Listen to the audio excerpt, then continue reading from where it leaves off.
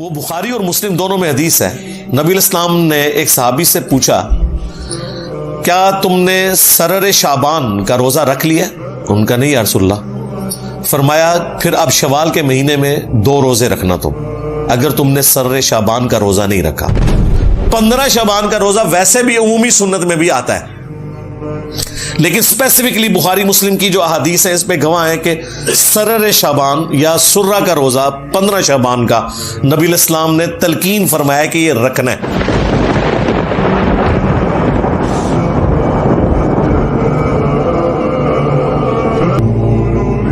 رمضان المبارک وہ مہینہ ہے جس میں قرآن نازل ہوا، لہٰذا اب اس کو سورہ الدخان کی ابتدائی 6 آیات کے ساتھ جوڑ لیں، جس میں اللہ تعالیٰ نے فرمایا تھا حامیم والکتاب المبین انا انزلناہ فی لیلۃ مبارکۃ انا کنا منذرین، ہم نے اسے بابرکت رات میں نازل کیا اور ہم ڈر سنانے والے ہیں۔ تو وہ بابرکت رات رمضان المبارک کے اندر ہے، یہ کسی مفتی کا فتویٰ نہیں ہے، کسی صحابی کا فتویٰ نہیں ہے، یہ اللہ تعالیٰ نے خود بتا دیا قرآن کے اندر۔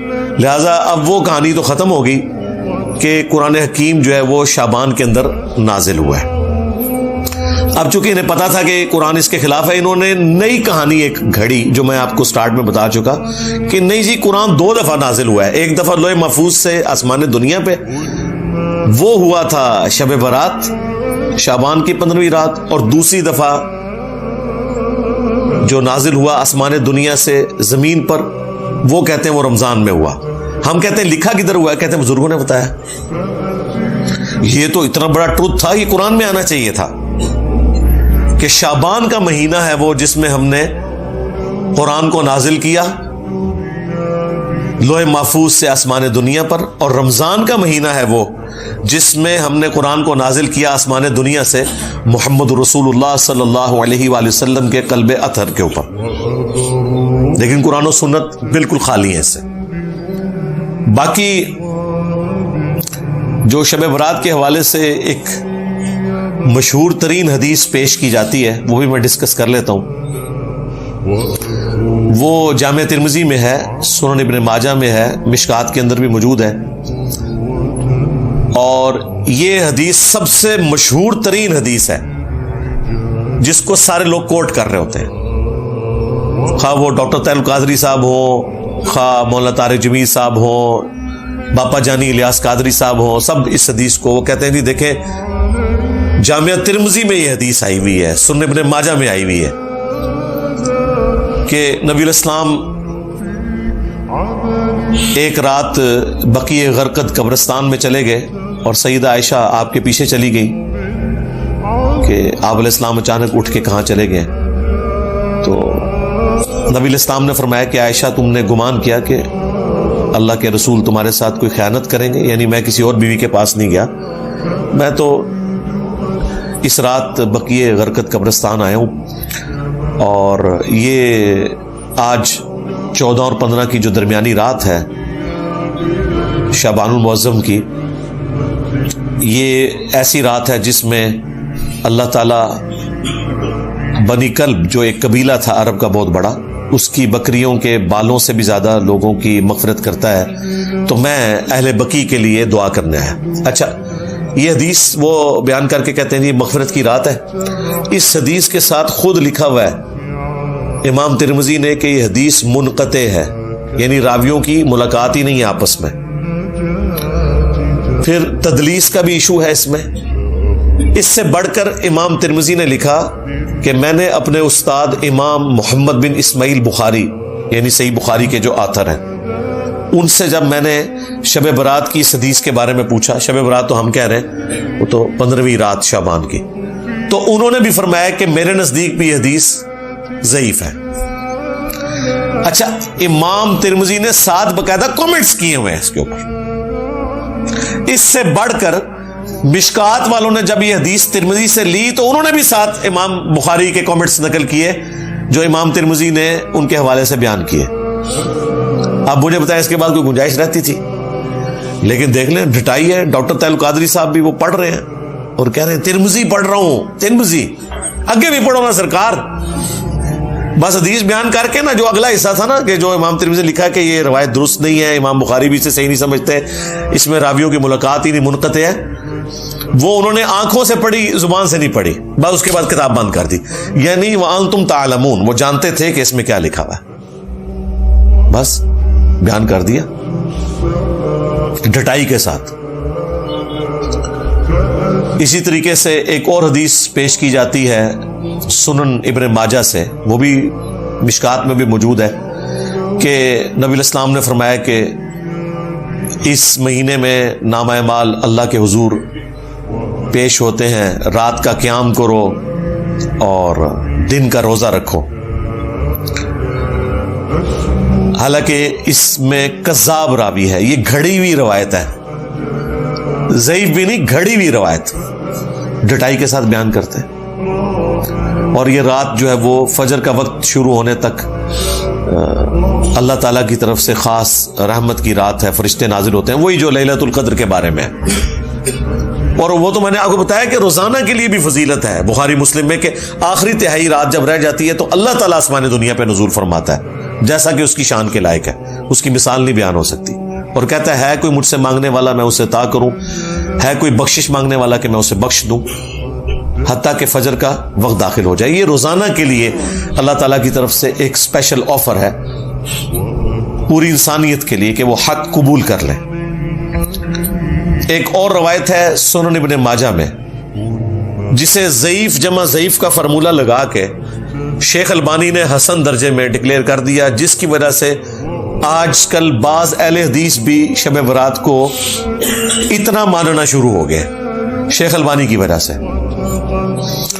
کہ اس رات اللہ تبارک و تعالی مخلوق کی طرف متوجہ ہوتا ہے اور سوائے دو طرح کے لوگوں کے سب کی مغفرت فرما دیتا ہے, ایک جو شرک کرنے والا ہے اور دوسرا جو اپنے مسلمان بھائی کے بارے میں دل میں کینہ رکھنے والا ہے.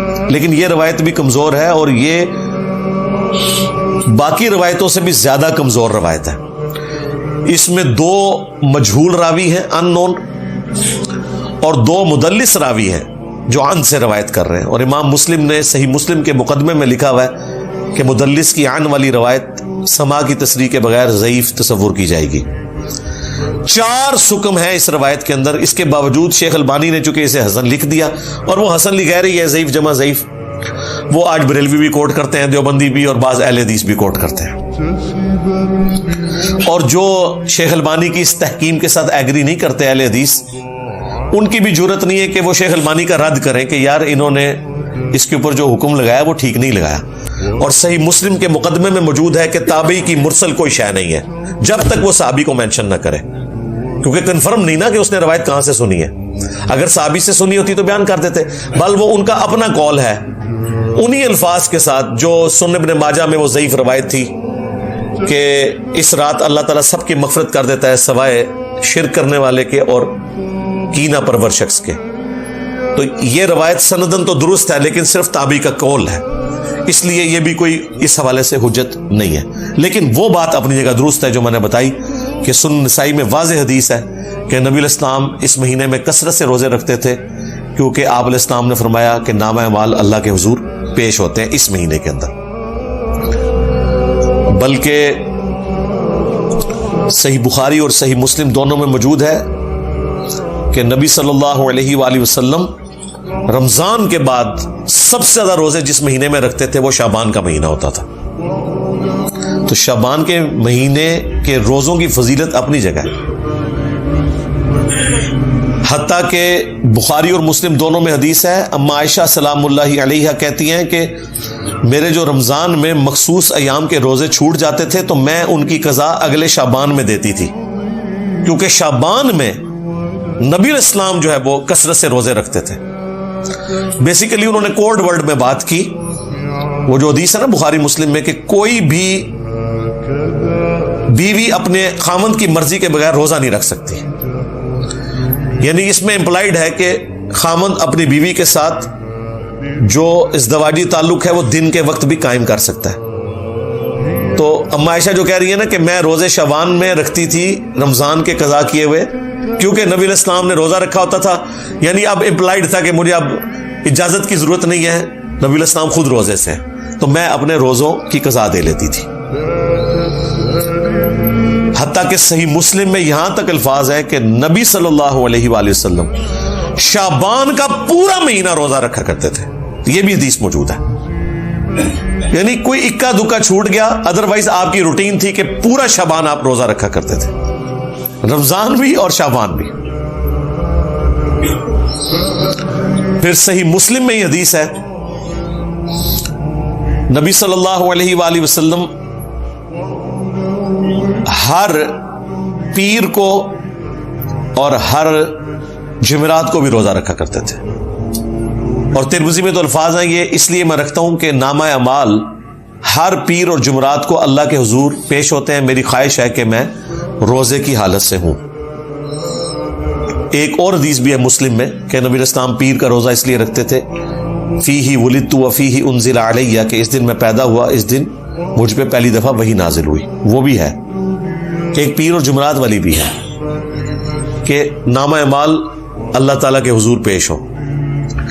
تو اب دیکھ لیں، نامہ اعمال شعبان کے مہینے میں بھی پیش ہوتے ہیں، نامہ اعمال پیر اور جمعرات کو بھی پیش ہوتے ہیں، یعنی شعبان کے مہینے میں جو سال پورے کا ریکارڈ اللہ کے پاس جاتا ہے، پورے ہفتے کا ریکارڈ جو ہے وہ پیر اور جمعرات کو، اور روزانہ بھی ہوتا ہے، جو بخاری مسلم میں حدیث ہے کہ فرشتے فجر اور عصر کے وقت ڈیوٹیاں اپنی بدلتے ہیں۔ فجر والے فرشتے جب عصر کے وقت واپس جاتے ہیں، اللہ تعالیٰ سب کچھ جانتا ہے، اس کے باوجود پوچھتا ہے کہ میرے بندوں کو کس حال میں پایا، تو وہ کہتے ہیں کہ گئے تھے تو فجر پڑھ رہے تھے، آئے تھے تو عصر پڑھ رہے تھے۔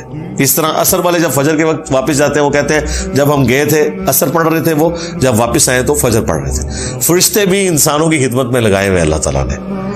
اللہ تعالیٰ نے انسانوں کو سب سے زیادہ سیریس لیا ہوا ہے اس کائنات میں، اور انسانوں نے سب سے زیادہ نان سیریس اپنے رب کو لیا ہوا ہے۔ یہ کتنی خطرناک بات ہے۔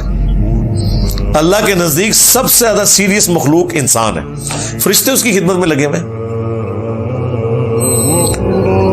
تو نامہ اعمال پیر اور جمعرات کو بھی ہر ہفتے، پھر سال کے بعد بھی شعبان کے مہینے میں، اور روزانہ بھی فجر اور عصر کے وقت۔ یعنی یہ میں نے آپ کو وہ ساری روٹین بتا دی جو اللہ تعالیٰ کے حضور پیشی ہوتی ہے۔ تو نبی علیہ السلام اس لیے روزوں کا اہتمام شعبان میں زیادہ کیا کرتے تھے، یعنی آپ کے 11 روزے تو کنفرم ہوتے تھے ہر مہینے کے، 8 تو آپ کر لیں پیر اور جمعرات، 4 دفعہ سوموار کا دن آتا ہے، 4 دفعہ جمعرات کا دن، 8 روزے یہ، اور 3 ایام 20 کے، 13، 14 اور 15، جب خوب روشن ہوتا ہے نا چاند، ایام 20 اسے کہتے ہیں، 3 یعنی چاند جب گول ہونے کے روزے ہیں۔ یہ نبی الاسلام کی روٹین میں تھے۔ ایون سنن نسائی میں یہاں تک آیا کہ نبی الاسلام سفر میں بھی یہ روزے رکھا کرتے تھے ایام 20 کے۔ ویسے آپ نے اجازت دی ہوئی ہے، صحیح مسلم میں حدیث ہے کہ جو شخص مہینے میں 3 روزے رکھ لے وہ اسی طریقے سے ہے گویا اس نے ہمیشہ کے روزے رکھے، اور اس میں کوئی قید نہیں کہ آپ نے کب رکھنے، 3 روزے مہینے میں۔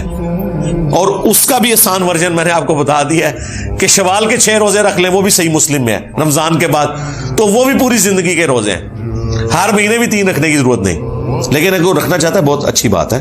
بخاری مسلم میں حدیث ہے، ابو ہریرہ رضی اللہ تعالیٰ عنہ کہتے ہیں کہ نبی علیہ السلام نے مجھے 3 نصیحتیں کی تھی۔